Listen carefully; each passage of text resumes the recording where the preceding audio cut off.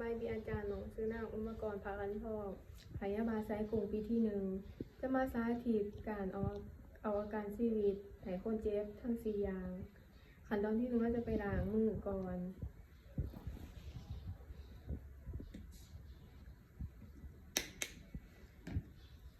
ล้างมือค่ะขั้นตอน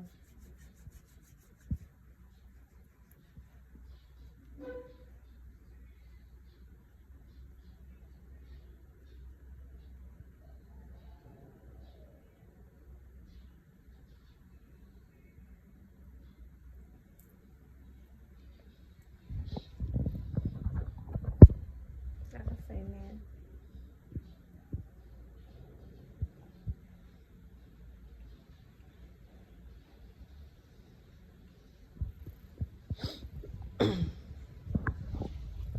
สบายดีพ่อวันนี้ลูกจะมาแถกกันส่งละบาจะมาวัดอุณหภูมิให้พ่อเด้อว่ามีอาการไข้บ่หรือว่า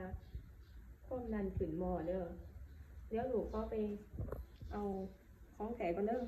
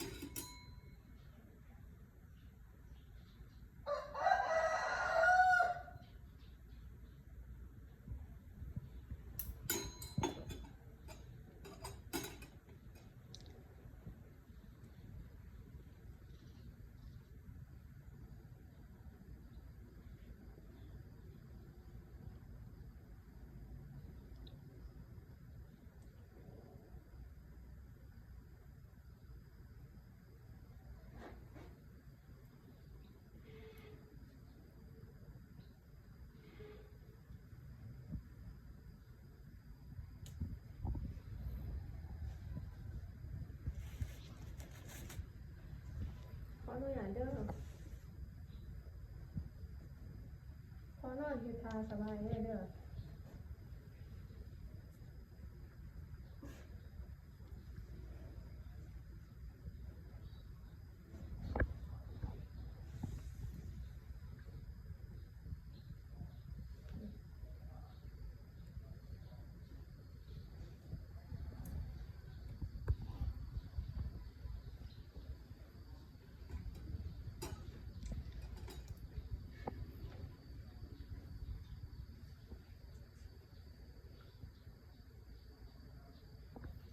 ขอหน่อยเด้อขอเด้อ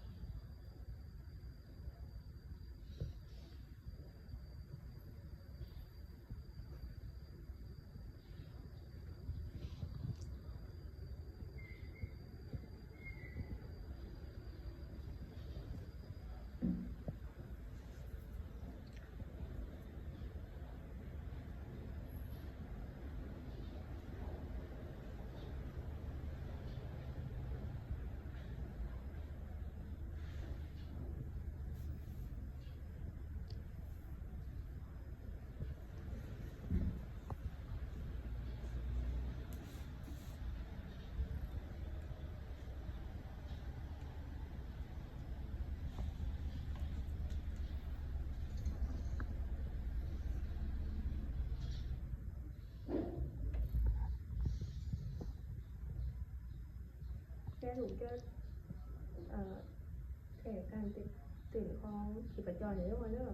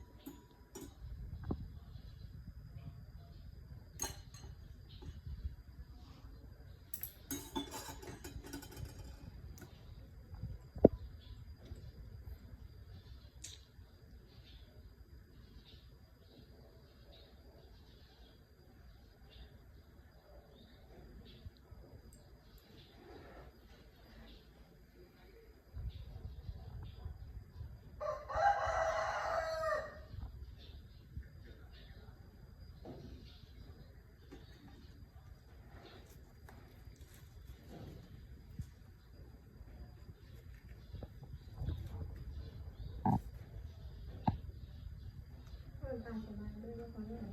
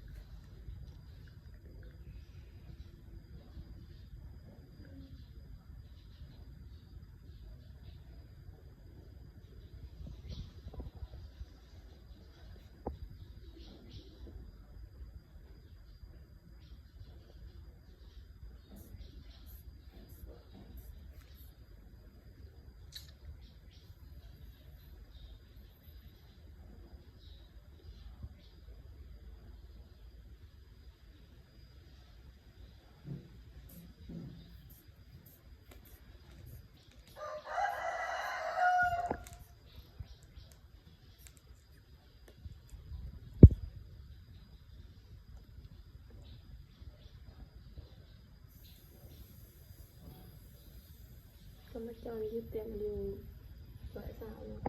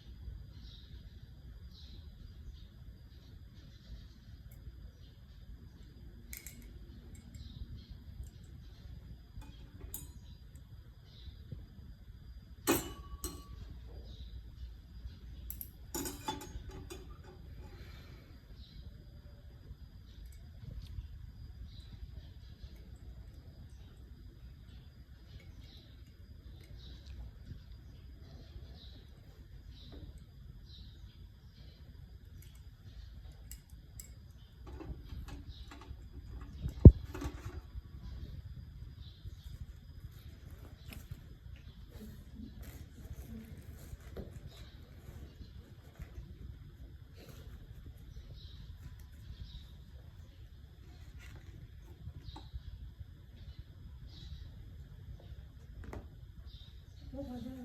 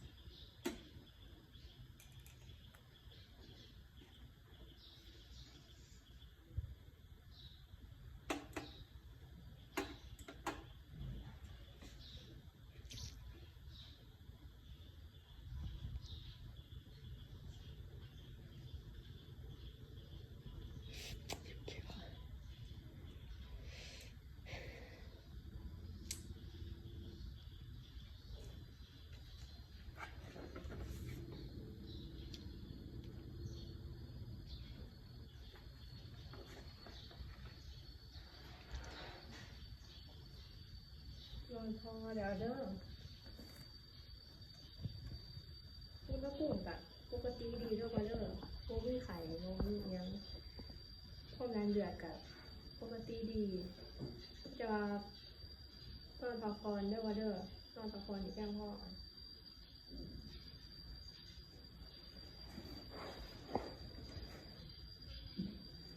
อุณหภูมิ37 องศาปกติดีการเปลี่ยนของหัวใจกับ60 นาที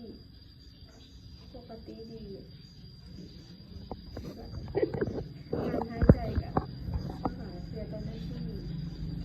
ความดันเลือด100/90